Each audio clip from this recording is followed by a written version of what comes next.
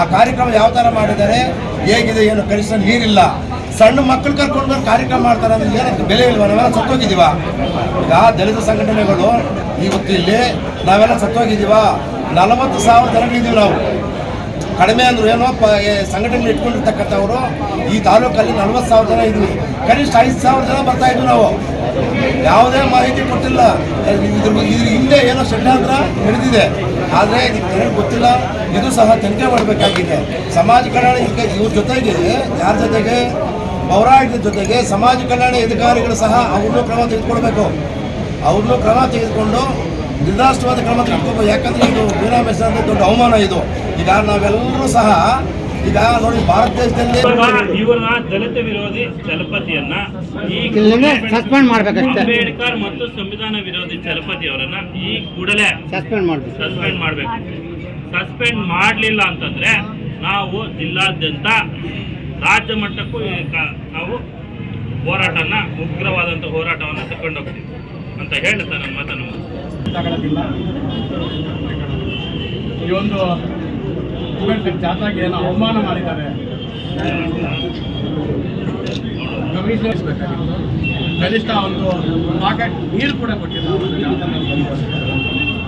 ನಗರಸಭೆ ಅವ್ರು ಮಾಡ್ತಾರೆ ಅಂತ ಹೇಳಿ ತಂದು ಇವರು ಸಮಾಜ ಕಲ್ಯಾಣ ಅವ್ರು ಮಾಡ್ತಾರೆ. ನಗರಸಭೆ ಇಬ್ಬರು ಕೂಡ ಕನಿಷ್ಠ ಒಂದು ದಿವಸ ಮುಂಚಿತವಾಗಿ ಕೋಆರ್ಡಿನೇಷನ್ ಮಾಡ್ಕೊಂಡು ಕಾರ್ಯಕ್ರಮವನ್ನು ಯಾವುದೂ ಇಲ್ಲ. ಎಲ್ಲಿ ನೀರಿಗೆ ಅನ್ನೋ ರೀತಿಯಲ್ಲಿ ಸಮಾಜ ಕಲ್ಯಾಣ.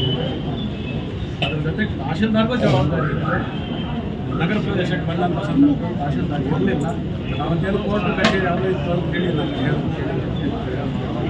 ಹಾಗಾಗಿ ಈ ರೀತಿ ಬೇಜವಾಬ್ದಾರಿಯಾಗಿ ನಡ್ಕೊಂಡಂಥ ಅಧಿಕಾರಿಗಳ ಮೇಲೆ ಶಿಸ್ತು ಕ್ರಮವನ್ನು ಕೈಗೊಳ್ಳದೇ ಇದ್ದಂಥ ಪಕ್ಷದಲ್ಲಿ ಮುಂದಿನ ದಿನಗಳಲ್ಲಿ ಇದನ್ನು ನಾವು ಉಗ್ರ ಹೋರಾಟಕ್ಕೆ ತಗೊಂಡು ಹೋಗ್ತೀವಿ ಅಂತಕ್ಕಂಥ ನಾನು 2 ವಿಷಯ ಮಾತ್ರ ಹೇಳಕ್ ಬಯಸ್ತೀನಿ. ಕಾರ್ಯಕ್ರಮ ಹೇಗಿತ್ತು ಅಂತ ಯಾರಾದ್ರೂ ಕೇಳಿದಾಗ ನಾನು ಒಂದೇ ಒಂದು ಉತ್ತರ ಹೇಳಕ್ ಬಯಸ್ತೀನಿ. ನಮ್ಮ ಮನೆಗಳಲ್ಲಿ ಯಾರಾದ್ರೂ ತೀರೋದ್ರೆ, ಯಾರು ಸತ್ತೋಗ್ಬಿಟ್ರೆ ಅದಕ್ಕೋಸ್ಕರ ನಾವು ಒಂದು ಪೆಂಡಲ್ ಹಾಕಿ ಒಂದ್ ಕಡೆ ಬೆಂಕಿ ಹಾಕಿರ್ತೀವಲ್ಲ, ಸೇಮ್ ಅದೇ ಥರನೇ ಯಾವುದೋ ಶವ ಸಂಸ್ಕಾರಕ್ಕೆ ಒಂದು ಪೂರ್ವ ಮಾಡಿದಂಗೆ ಒಂದು ಪೆಂಡಲ್ ಹಾಕಿ ಬೆಂಕಿ ಒಂದು ಹಾಕಿಲ್ಲ ಅಷ್ಟೇ, ಬಟ್ ಬೆಂಕಿನ ಒಳಗಾಕೊಂಡಿದ್ರೇನೋ ಅನ್ಸುತ್ತೆ. ಇನ್ನು ಎರಡನೇದೇನೆಂದ್ರೆ, ಯಾವ ತಾಲೂಕಿನಲ್ಲಿ ಜಾಥಾವನ್ನ ತುಂಬಾ ಅದ್ದೂರಿಯಾಗಿ ಎಷ್ಟು ಚೆನ್ನಾಗಿ ಮಾಡ್ತಾರೆ ಅವ್ರಿಗೆ ಪ್ರಶಸ್ತಿ ಅಂತ ಹೇಳ್ಬಿಟ್ಟು ಮಾನ್ಯ ರಾಜ್ಯ ಸರ್ಕಾರ ಘೋಷಣೆ ಮಾಡಿದ್ದಾರೆ. ಬಹುಶಃ ಹೇಗೆ ಮಾಡಬಾರ್ದು ಅನ್ನುವಂಥ ಒಂದು ಹೇಗೆ ಜಾಥಾ ಮಾಡಬಾರ್ದು ಅಂತ ಹೇಳ್ಬಿಟ್ಟು ಏನಾದ್ರು ಪ್ರಶಸ್ತಿ ಇದ್ರೆ ಖಂಡಿತ ನಮ್ಮ ಆಯುಕ್ತರ ದಯೆಯಿಂದ ನಮ್ಮ ತಾಲೂಕಿಗೆ ಬರಬೇಕು. ಸರ್ಕಾರನ ಕೇಳ್ಕೊತೀವಿ. ಆ ಥರ ಒಂದು ಪ್ರಶಸ್ತಿಗೆ ನಾವು ಸಂಪೂರ್ಣ ನಮ್ಮ ಆಯುಕ್ತರು ಅರ್ಜು ಅಂತ ಹೇಳ್ಬಿಟ್ಟು ಈ ಮೂಲಕ ಹೇಳಕ್ ಬಯಸ್ತೀನಿ. ಜೈ ಭೀಮ್, ಜೈ ಭಾರತ್. ಕಾಣಲಿಲ್ಲ. ಸಮಾಜ ಕಲ್ಯಾಣ ಕೆಲವೊಂದು ಅಧಿಕಾರಿಗಳು ಡಿ ಕೆ ಫ್ಲೋರು ಮಾತ್ರ ಇದ್ದರು, ಕಾಟಾಚಾರಕ್ಕಿದ್ದರು. ಅವರು ಏನು ನಮಗೆ ಸಂವಿಧಾನಕ್ಕೆ ಅವಮಾನ ಮಾಡಿದ್ದಾರೆ. ಕಮಿಷನರ್ ಸೇರಿಕೊಂಡು ಆದರೆ ಕಮಿಷನರು ಪತ್ರಿಕಾ ಮಾಧ್ಯಮ ಮುಂದೆ ಧಮಕಿ ಹಾಕ್ತಾನೆ. ಏನ್ರಿ ಇದೆಲ್ಲ ನಡೆಯಲಿ ನೀವು ಅಂತ ಹೇಳ್ತಾರೆ. ಅವರು ಏನೂ ನಡೆಯಲ್ಲ ಅಂದರೆ ಯಾಕೆ ಬಂದರು, ಅವ್ರು ಯಾಕೆ ಬಂದಿದ್ದು ಇಲ್ಲಿಗೆ? ಇದು ಅರ್ಥ ಬೇಡವಾ? ಈಗ ಜವಾಬ್ದಾರಿ ಸ್ಥಾನದಲ್ಲಿ ಇರ್ತಕ್ಕಂಥ ಒಬ್ಬ ಅಧಿಕಾರಿ ಜವಾಬ್ದಾರಿ ಇದೆ, ಅದೆಲ್ಲ ನಡೆಯೋದಂತ ರೌಡಿ ಥರ ಬಿಹೇವ್ ಮಾಡಿದ್ರೆ ಅದು ಬೆಲೆ ಇದೆಯಾ? ಯಾರು ಮಾಡಬೇಕು? ನಾವು ಕೈಯಲ್ಲಿ ಆಗಲ್ಲ, ನಮ್ಮ ಕಡೆ ನಾವೇ ಮಾಡ್ತಾ ಇದ್ವು. ಯಾವುದೇ ವಿಶ್ವಾಸಕ್ಕೆ ತೆಗೆದುಕೊಂಡಿದ್ರೆ ನಮ್ಮನ್ನ ಯಾವುದೇ ಸಂಘಟನೆಗಳ ವಿಶ್ವಾಸಕ್ಕೆ ತೆಗೆದುಕೊಂಡಿದೆ ಅಥವಾ ಒಂದು ಮೈಕೋ ಮತ್ತೊಂದು ಏನೋ ಒಂದು ಹೇಳಿದೆ, ಯಾರಿಗೂ ಮಾಹಿತಿ ಕೊಡದೆ ಅದು ಪೈಲೂರು ಮಾಡಬೇಕು, ಈ ಕಾರ್ಯಕ್ರಮನ ಪೈಲೂರು ಮಾಡಬೇಕು ಉದ್ದೇಶಪೂರ್ವಕವಾಗಿ ಅವರು ಈ ಥರ ಮಾಡಿದ್ದಾರೆ. ಹಾಗಾಗಿ ದಯವಿಟ್ಟು ತಹಸೀಲ್ದಾರ್ ಅಧ್ಯಕ್ಷರಾಗಿದ್ದಾರೆ ಇವರು.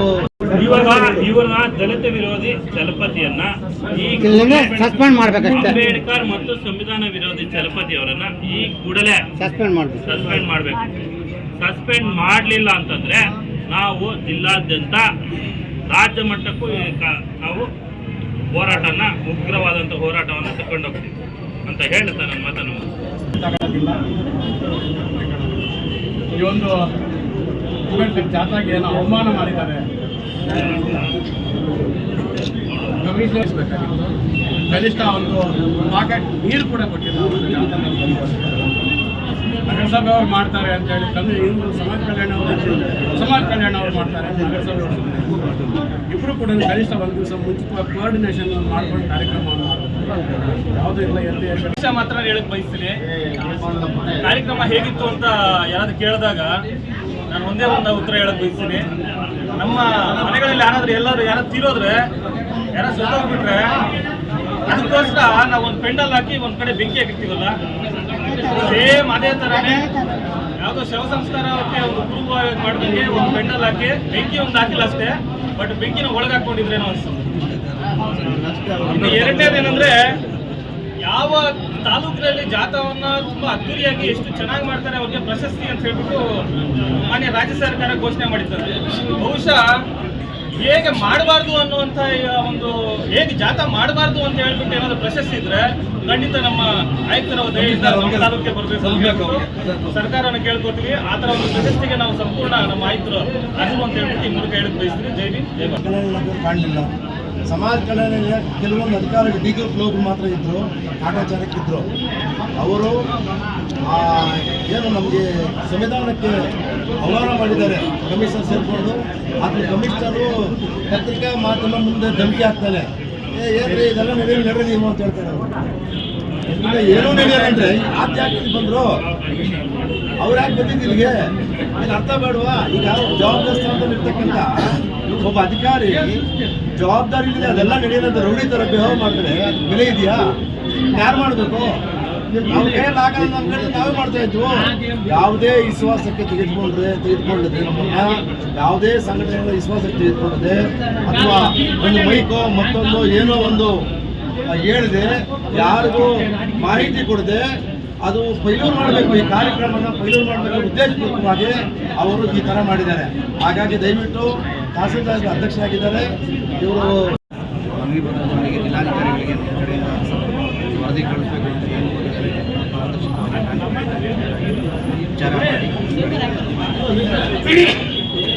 ಕೂಡ ಗೊತ್ತಿದೆ ಈ ರೀತಿ ಆಯಿತು. ಅವ್ರು ನಿರ್ಲಕ್ಷ್ಯದಿಂದ ಅವರು ಪೌರಾಯುಕ್ತರ ವಿರುದ್ಧ ಕೂಡ ದಲಿತರ ಮುಖಂಡರು ಕೂಡ ಅವರು ಪ್ರಶ್ನೆ ಮಾಡಿದ್ರು.